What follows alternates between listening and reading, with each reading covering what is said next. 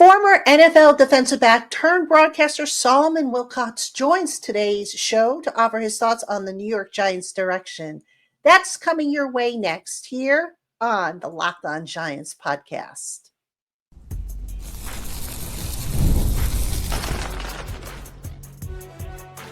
You are Locked On Giants, your daily New York Giants podcast, part of the Locked On Podcast Network, your team every day. Hello, New York Giant fans, and welcome to another edition of the Locked On Giants podcast, part of the Locked On Podcast family, your team every day. I'm your host, Patricia Trainer, credentialed member of the New York Giants media for Locked On, as well as for New York Giants on SI, which is where you find all my written work. And as always, we welcome on in our Blue Crew community members, our everydayers, our newcomers, and everybody in between. We thank you for spending part of your day with us here on the Locked On Giants podcast. And folks, as promised, I'm joined today by Solomon Wilcots, former NFL player, broadcaster. He's here to talk Giants with us, and he's going to tell us a little later on in the program about his latest business venture. It's a worthy thing to find out about, and I'm looking forward to discussing that with him. But first, Solomon, it's always good to see you.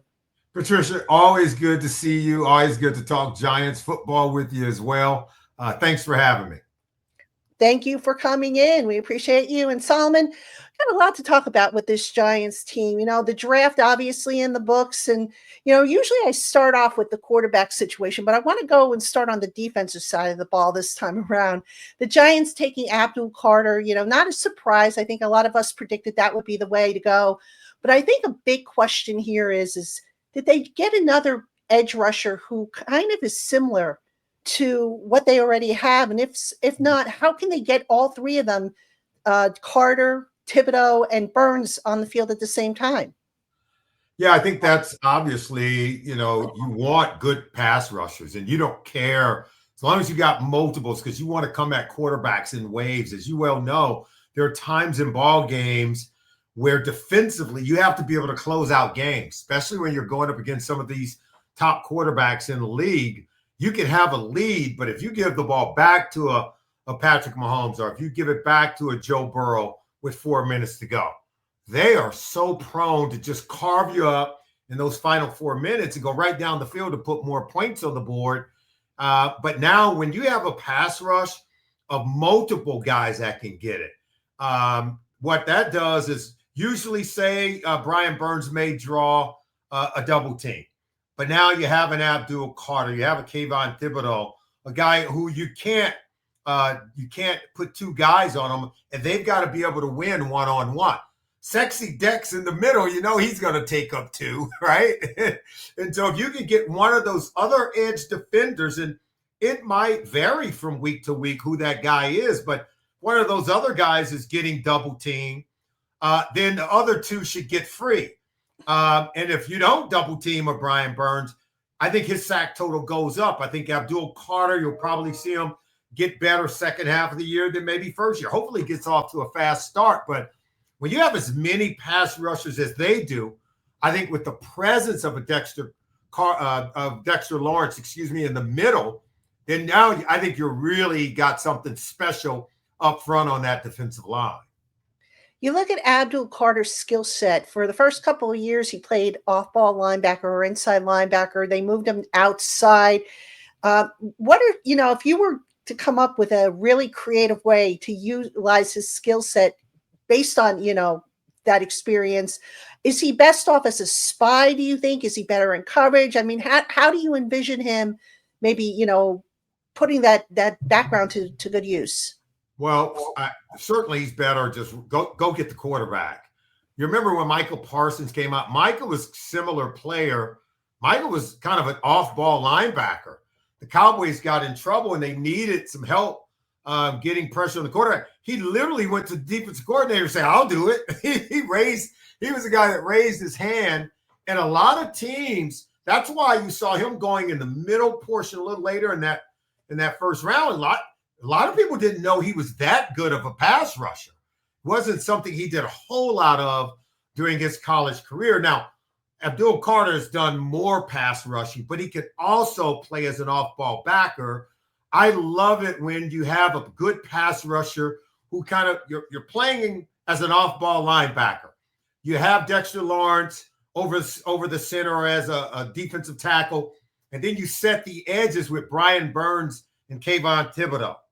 And now when you can put someone like Abdul Carter and start mugging him in the A gap, in other words, pretending he's going to come up the middle, now he's dropping in coverage. Act like he's going to drop in coverage. Now he's blitzing that A gap. That's when you're really playing with house money. You're literally sending more athletic, talented pass rushers than what the 5 guys up front could block. You're going to have your hands full, as you well know, with Dexter Lawrence. But these other guys, they are a handful in a different kind of way because of the speed and athleticism that they provide to the pass rush. So I would move Abdul Carter around a lot. I'd keep Burns, and I would definitely keep Thibodeau on the edges. And that way you have pass rush up the middle. You set the edges with 2 really good pass rushers. And then you can use Abdul Carter as the wild card and kind of play around with him a lot and really confuse the protection schemes. Solomon, when you look at what the Giants did in the offseason, they really put a lot of resources towards the defensive side of the ball, despite the fact that the offense was the problem, I thought, more so last year. Yeah. Were you surprised with that? Do you agree with the moves that they make? And do you think this defense is better? No, I think the defense is much better. And I like that. I like they didn't go chasing it. They allowed the draft to come to them, and they end up getting, first round pick. You take a defensive player, one of the best players. It was unquestioned that Abdul Carter was one of the best 3 players that you could get on the draft board. Later, they get Darius Alexander from Toledo, defensive tackle. You can always use another interior guy. And to me, whenever you get good pressure up the middle, as pass rush, now you're playing with house money, because I think they're going to be good coming off the edge. If they can generate pressure and push the pocket up the middle, this will be one of the most unstoppable sort of defensive fronts from a pass rush perspective that I think we can find in the league. I think they're very talented. I think they're very diverse. You and I both know they got to get better on the back end in terms of the passing game, but hey, playing the run should be much improved over last year. Getting to the quarterback, providing more pressure makes your secondary better. I like the moves they made in this draft. And you haven't even let me talk about Cam Scatterboo, who was one of my best running backs in this year's draft class. In fact, he was my favorite outside of Ashton Genty and Amarion Hampton. He was my most favorite player. When I saw the Giants got him, I'm thinking, bam, you just hit one out of the park. We will talk about Cam Scatterboo, I promise. But before we do, I want to ask you one more question about the Giants defense. You mentioned the back end, the defensive secondary. Yeah. One half of that group has been revamped. They brought in Paulson Adebo at cornerback.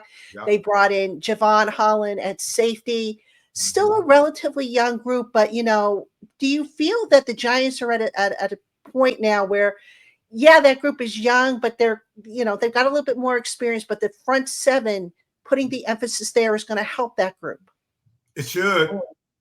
We have a saying in the secondary, pressure leads to picks, right? If you get pressure on the quarterback, like I think the Giants are going to be able to do, you should get your hands on a lot of balls. Now, defensive backs got to catch them.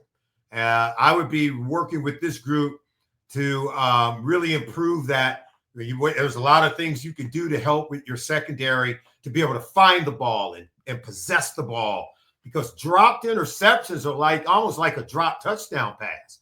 You cannot afford to give these quarterbacks a second chance at you when you had the ball in the hand and then you drop it and now it's 3rd and long, as opposed to you having the ball at 1st and 10. I love Tyler Nubin in the secondary. He's a guy that I think is just getting better with time. Deonte Banks, and you and I both know, he's got to be the guy to really start to come on. He's got to play better than he did last year. He's got to embrace tackling. He's got to embrace staying on the field.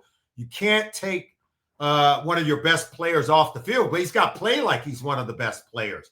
And you're right.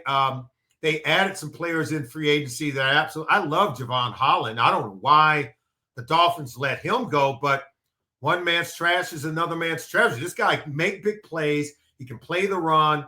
He's a good cover safety, but he's a thumper. He's going to give you more physicality in your secondary. And I think paired with Tyler Nubin, they have a chance to be something very special as a safety tandem.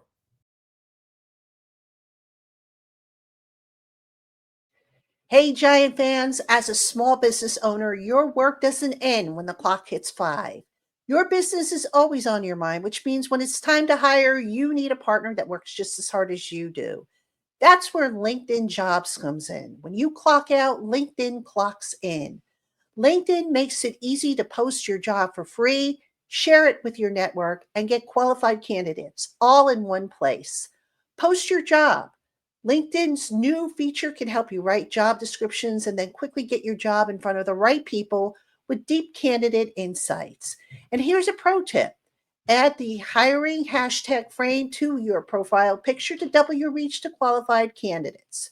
No wonder why 72% of small businesses say that LinkedIn helps them find high-quality hires. So go on, post your job for free at linkedin.com/LockedOnNFL. Terms and conditions apply. Again, that website is linkedin.com/LockedOnNFL. All right, we're talking with Solomon Wilcots. He's here talking Giants with us, and he's going to talk about a special initiative he's involved with a little later on in the program. And Solomon, since you brought up Cam Scatterbo, and I promised you we would talk about him, let's start there on the Giants' offensive side of the ball. You know, Cam Scatterbo, that, by the way, one of my favorites. I was so glad the Giants get him. But do you feel like the Giants now have the new iteration of Thunder and Lightning with Scatterbo joining Tyrone Tracy? I love Tyrone Tracy. In fact, I thought the Giants rookie draft class 1 year ago, I don't usually give draft grades or anything like that, but after the year's over, you can look and say this was a really good rookie draft class that contributed, that got a lot of experience and a lot of playing time that in year 2, I think should really pay off. And I love Tyrone Tracy. And I think paired with a Cam Scatterbo, you've got 2 running backs. Either one of them can take it to the house anywhere on the field. Both guys are good at running it and catching the ball coming out of the backfield. What you're going to love about Cam Scatterbo, I think he'll become a Giant fan favorite. The way that he runs, he's going to remind you of a John Riggins. He's going to remind you of a Marshawn Lynch, of a guy that just keeps churning, that those legs never stop pumping. He knows how to get the shoulder on any would-be tackler. We have a saying, same foot, same shoulder. That's how you take on tacklers. That's how you take on blockers.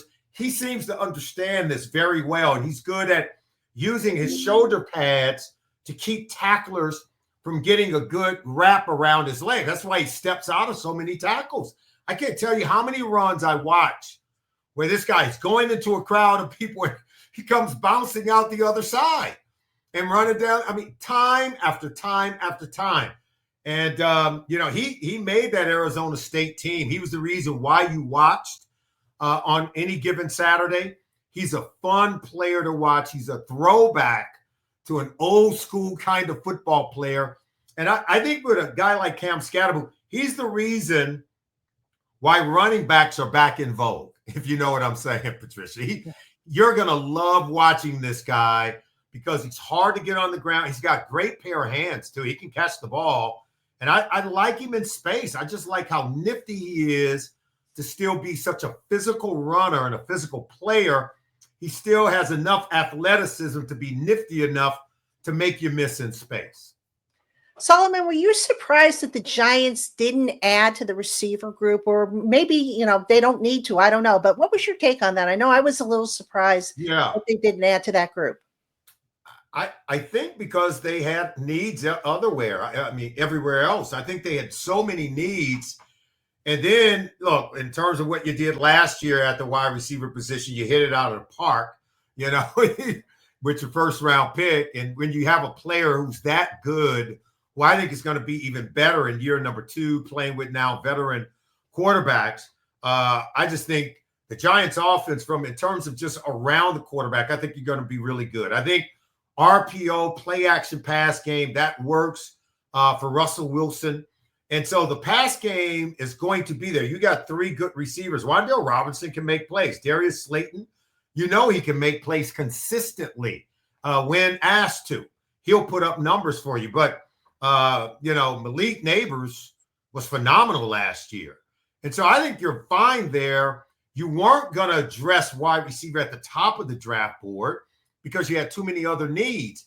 And as you got further into the draft, I think when they made that move to come back into the first round to get the quarterback, and I don't think anyone's saying that was a bad move, right? To get Jaxson Dart after you. If you would have said you're going to get Jaxson Dart and Abdul Carter, everyone would have been like, I'm not complaining, right? And that's what they were able to do. So I think getting the quarterback for the future and having a veteran who can play now makes your offense better. And then you get a Cam Scatterboo. So if you can run it and you can make people have to respect your run game, your receivers are going to get more one-on-one coverage on the outside. I think they'll be better, even though I know it's still some of the same names from a year ago, but you're better at quarterback than you were a year ago. You're better in terms of being able to run the ball than you were a year ago. And defenses are going to have to respect your run game, which means they can commit less defenders to your pass game, which makes the receivers better. So I can see that sort of addition by subtraction in that kind of way.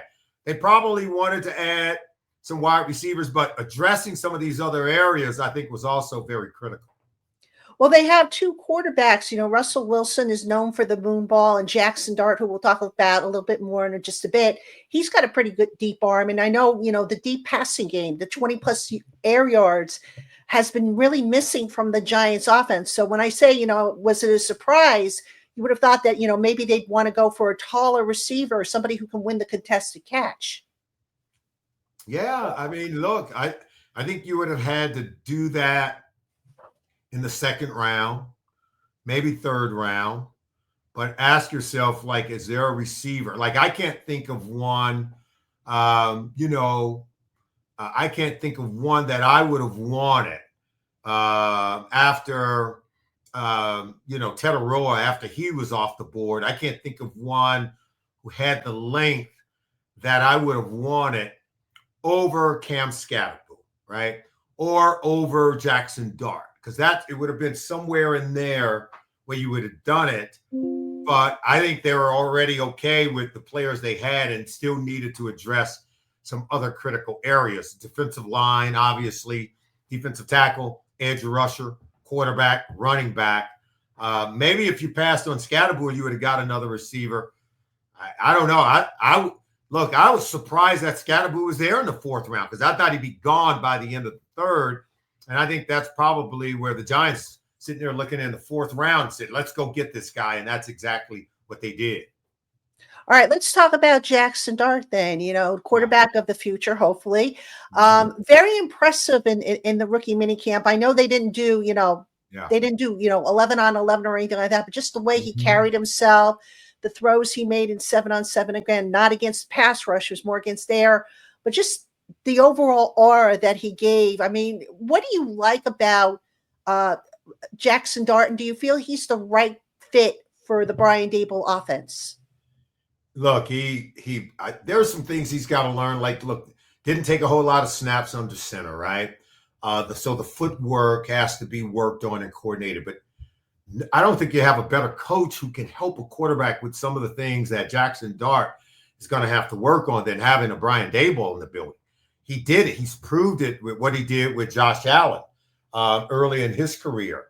And Dave's has worked with a lot of quarterbacks in his career, has gotten a lot of guys to go from average to good and from good to great. He really has. So I feel really good just about the pairing of Jaxson Dart. And then I look at some of the things that maybe Jaxson Dart didn't do in college and some of those things that I just mentioned. The footwork needs improvement. Working from under center, being able to set up and throw in rhythm and in phase, and working through the progression, those things. If you're paired with the right coach, man, I'm telling you, it makes a huge difference in the growth and the development at the quarterback position. It just does. Brock Purdy maybe goes to another team. Maybe it happens, maybe it doesn't. But you go and you're working with Kyle Shanahan in that offense, and now you can get to become someone very special and fulfill your potential. And that's what I like about this pairing with Jaxson Dart. You saw how he was cheerful. He was like, the Giants came and got him. They came up and got him. That is so very important because I do think with the coach and with the quarterback, I just think the pairing, whatever young quarterback that Daves was going to be able to work with. And remember, he had to work with, look, Daniel Jones is Daniel Jones, but that's not his quarterback. Like, he didn't draft him. He's able to select a player in the first round that he gets to work with. So Daves is bought in, right, to Jaxson Dart. He knows Lane Kiffin because they worked together. They all both had worked at a time at Alabama with Nick Saban. So he knows a lot of the things that Jaxson Dart has been taught in college, why he was taught some of those things. And I believe Daves, just like he did with all his quarterback, he can build it around the quarterback. He's not going to force Jaxson Dart to fit in to any one kind of offense. He'll tailor it and build it around Jaxson Dart. But I think Jaxson will have a chance to grow and watch a Russell Wilson. I'm going to tell you right now, Jameis Winston, people don't know this, he's one of the smartest quarterbacks in this league. Coaches rave about the guy he's intelligent. He's played a lot of different offensive systems, but he's been able to learn them in 1 year. He can grasp it. He can recite it. He can tell everybody where to line up. He's just got to not throw pick sixes, right? He even said that. He's got to stop throwing the ball to the other team. Mike, the reason why I bring that up, Patricia, Jaxson Dart is also going to be learning from Russell Wilson. A lot of good stuff there to learn from. He's going to be learning a lot from Jameis Winston. A lot of good stuff to learn. These guys have played a lot of football. They've played in a lot of big games. And to be paired, and they're good people. You know, they're good people to have in your office, in your front office, and in the locker room, and in your quarterback room. Jaxson Dart is in a really good position to grow and develop. All we need to ask is that the team has some success so he's not forced to go be thrown in there right away before some of that has a chance to take hold. I think he has a chance to be a really good quarterback. He's got the arm. He's got the talent. I mean, his deep ball accuracy, his ability to connect on the deep ball while under pressure. If you blitz him, he can make you pay. I think he's shown that's some of the good stuff about what you saw from him in college. And he just got better and better year over year, still needing to get better in some of these certain areas that we've already talked about. But it's about being planted in the right garden, being tended to by the right coach, and being in the right environment for these young quarterbacks. And let's see it take place. Let's not rushing to be great on day one.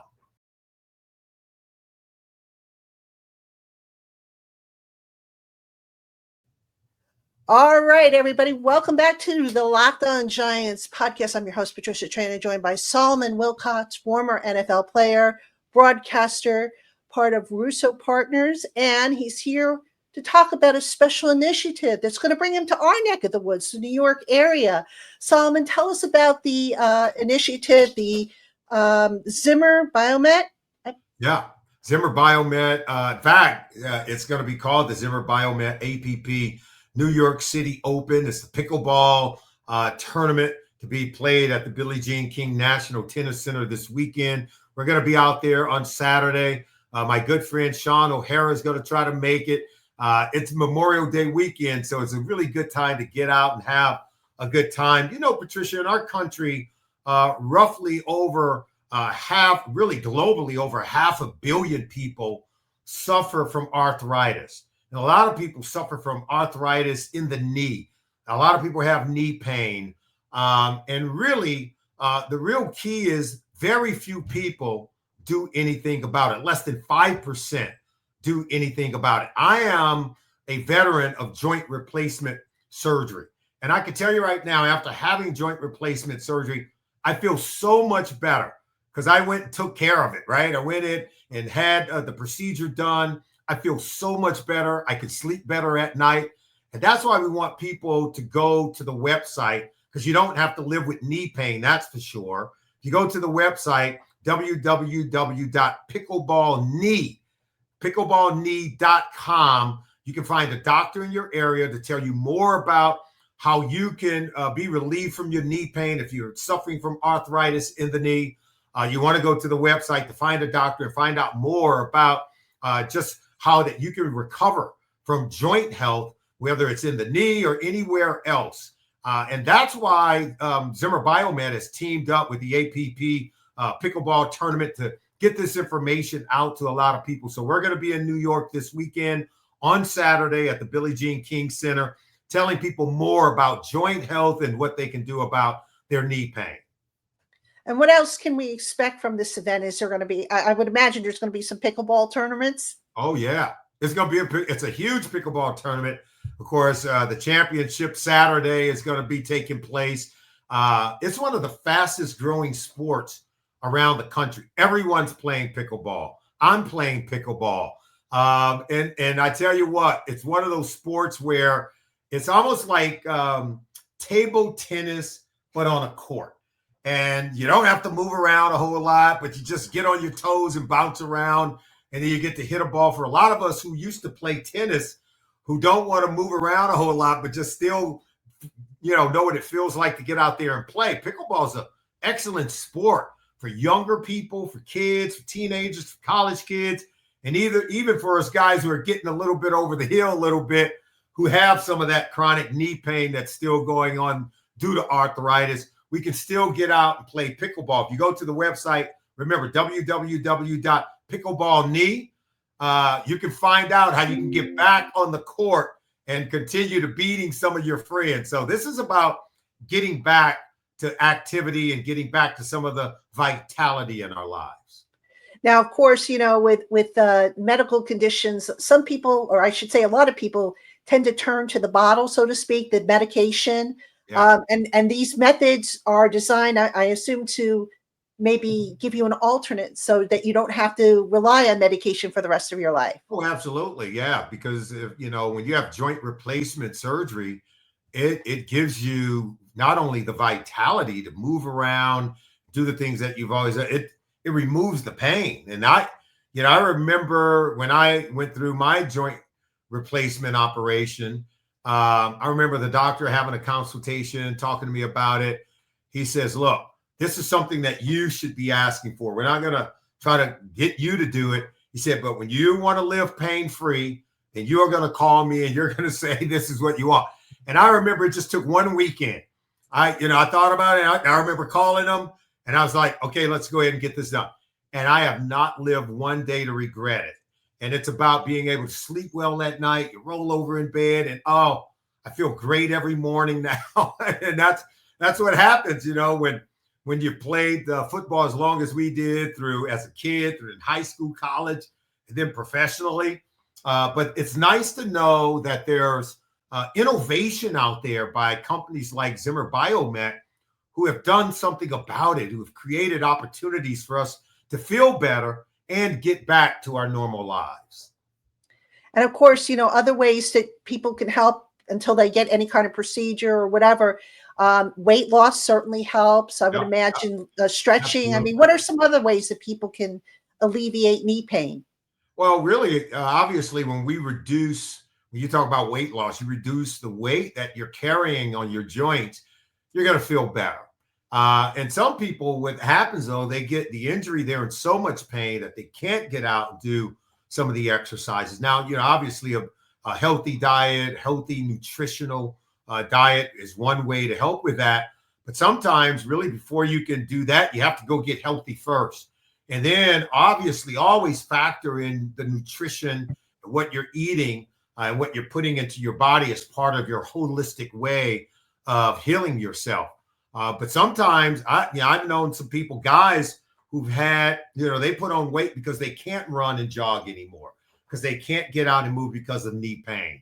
And sometimes they've had to start by getting joint replacement surgery in the knee, and they were shocked at how much better they felt.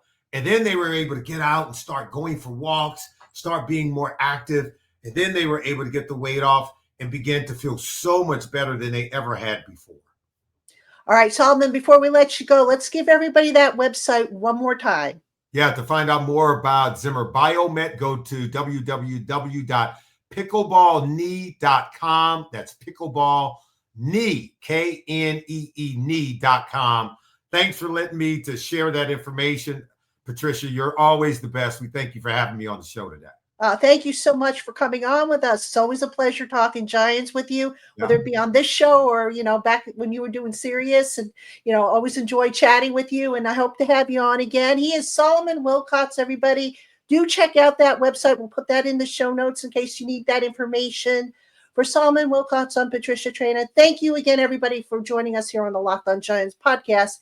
And we will see everybody again tomorrow for an all-new episode.